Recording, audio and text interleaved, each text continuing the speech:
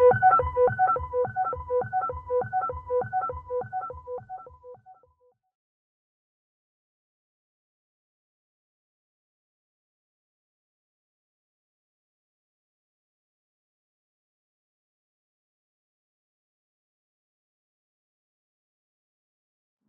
So, what's your first memory of knowing there was something called falconry? You know, it was quite instinctive because I didn't know any falconers in those early days. I got to know a person who I think is still around, you were telling me, Yep.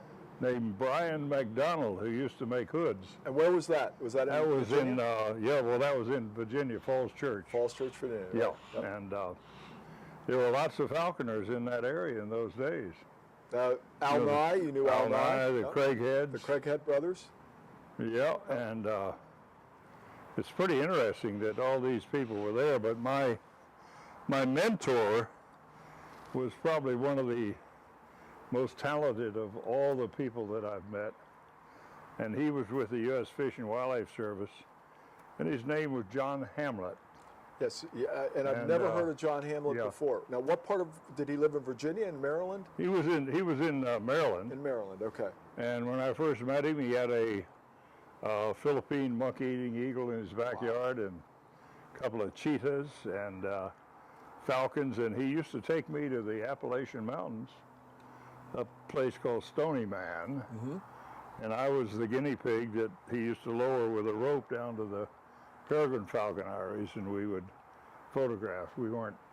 He did a lot with the National Zoo, and he was Secretary Ickey's right-hand man in the Fish and Wildlife Service. Now, how old were you when you were going off the cliffs? I was probably 14, 15 years old when I was.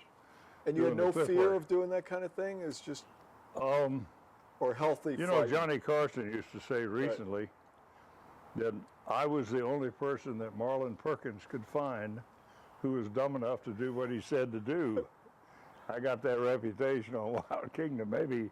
Maybe I had that bug even long before that. So your first bird was a kestrel that you trapped in Maryland? And no, I climbed an old school building. Oh, a school building, okay. And it had a hole up in the eaves. I remember that very well. There were several young ones in the downy stage.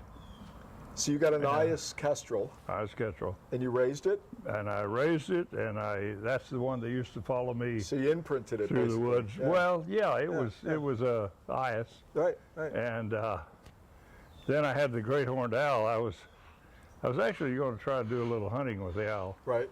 But I got involved pretty heavily in just the joy of working with them.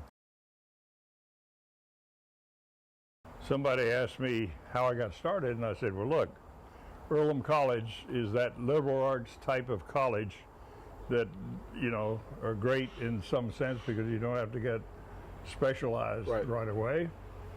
I said, I caught a disease there. And they said, well, what was the disease?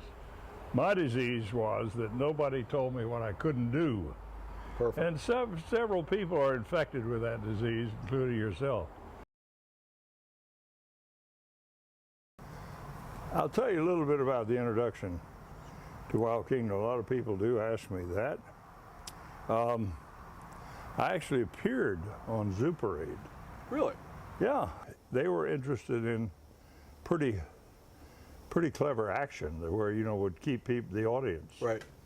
And Marlin was over there doing a Zoo Parade story, and he heard about me and John Hamlet being over at maybe 20 miles away on Route 301 at the attraction called Birds of Prey. Right, that's right. John Hamlet's Birds of Prey. So Marlin came over and did a story on us for Zoo Parade, and I was standing there. I was in my probably mid-20s, late 20s, and my boss, John Hamlet, was talking to Marlin, and he said, Marlin, he said, my first appearance, by the way, on television was this particular appearance. Right. And he said to Marlin, he said, Marlin, I'll have the boy go get the eagle. I was known as the 6'6" boy in my late 20s. The name of the first film for Wild Kingdom was called Attack and Defense. Very interesting that even in those days they knew that the advertising companies liked the idea Titillating. of conflict, Yeah, right? yeah. Well, there's nothing better than an eagle like that. So the Napi was really, she was featured in that pilot film. And they wanted me to take the line off the eagle so it was flying free. And I said, look, you know, I don't have any doubt that she would come to me because I've trained her as an adult and she comes to me. But I said, let me fly her from a tree first with the creance, the light line on her, which she doesn't know is there. And if she comes right down to the fist, I might take it off. So I was taking all the precautions. And there was a Associated Press photographer was sitting over here, you know, with his cameras. The time came to do it, so I called, Napi was her name, called her out of the tree. Oh man, 7-foot wing spread, she's coming down.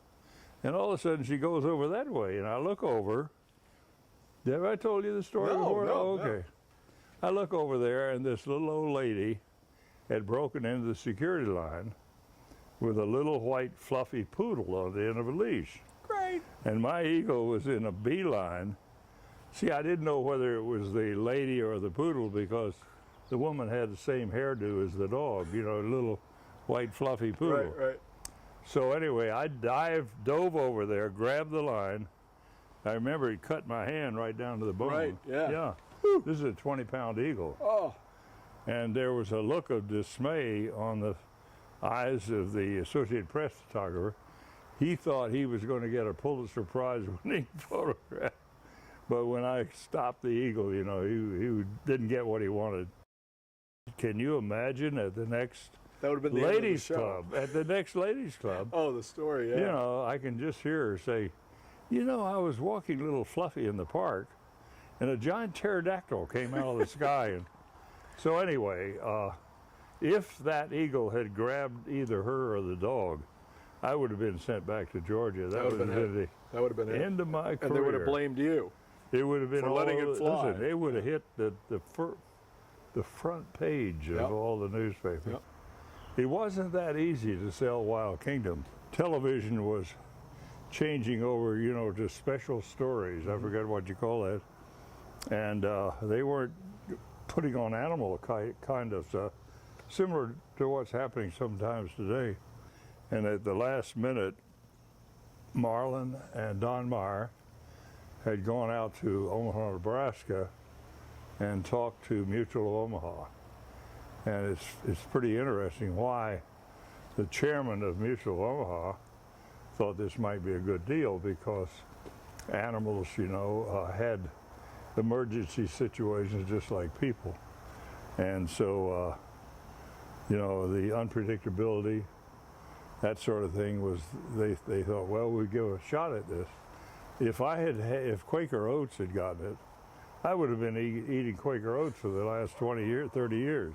And you'd have a guy with a top hat on your shirt right now. So you just said family's the most important thing, and Yeah. I notice we're here at your home here in Connecticut. Yep. The second home I visited you at, but here at your home nonetheless. Both your children happen to be here. Yep. One lives close by, one far away. Your wife is here doing her thing. She's an artist and obviously, you know, pursuing her art. But you have a tight family, and you have beautiful children and a beautiful wife who's a very impressive artist. And you've had an incredible life. Tell me about your family.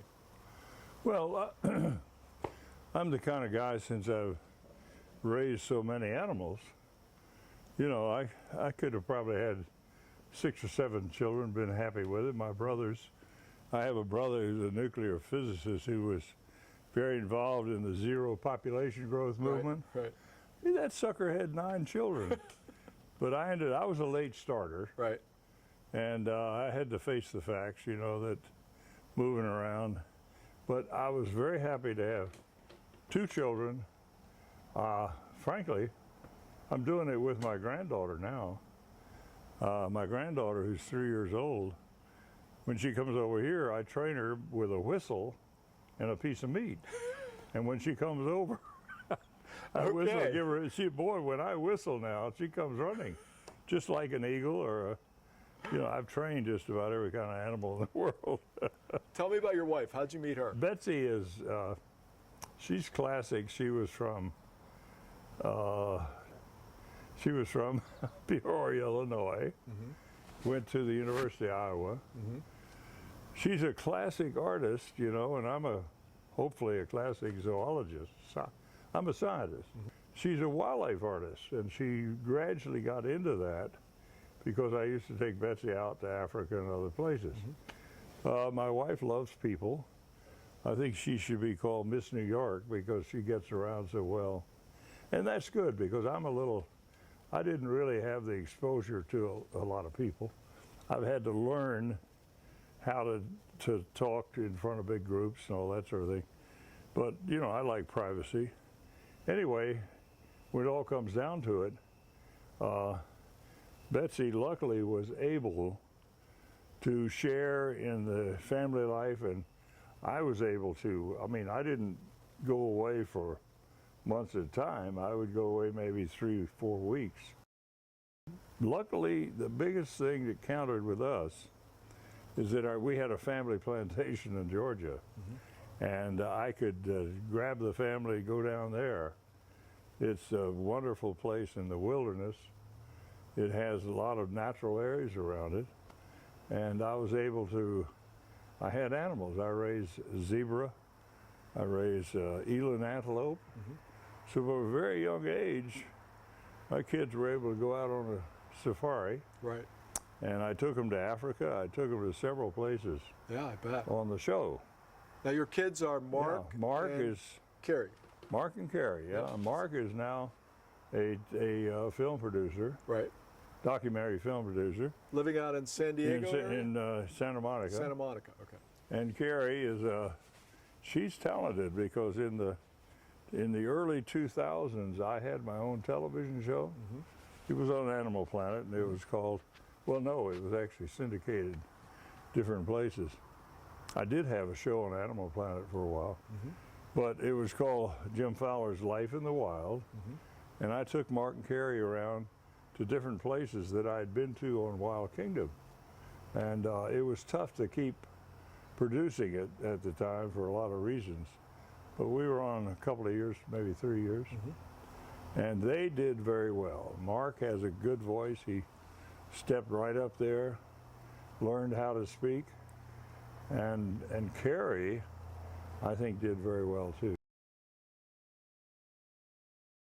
No, so here's the best story. So this is when your dad's Jungle Jim Fowler, and you have a weekend party when he's away filming Wild Kingdom.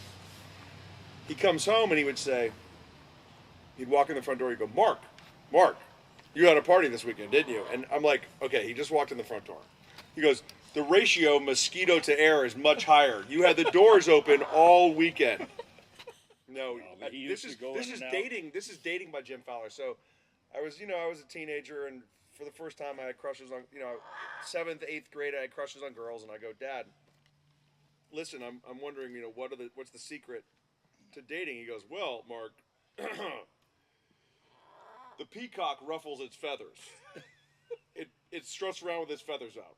He goes, that little convertible you have is exactly like the peacock feathers. So you're strutting your feathers with that convertible, and you're trying to attract females. I'm like, wow, how do I apply this? And he stood his ground, and this thing was like, and I went, now that's Jungle Jim Fowler. And I said, after all, I finally learned the man who knows what's really going on when it comes to predators. And that was 2000. So I mean, the guy taught me. He schooled me, man. And I had left him for dead. I was over the fence. Oh yeah. So one more story. Go. Yeah, sure. Yeah. Well, what happened was that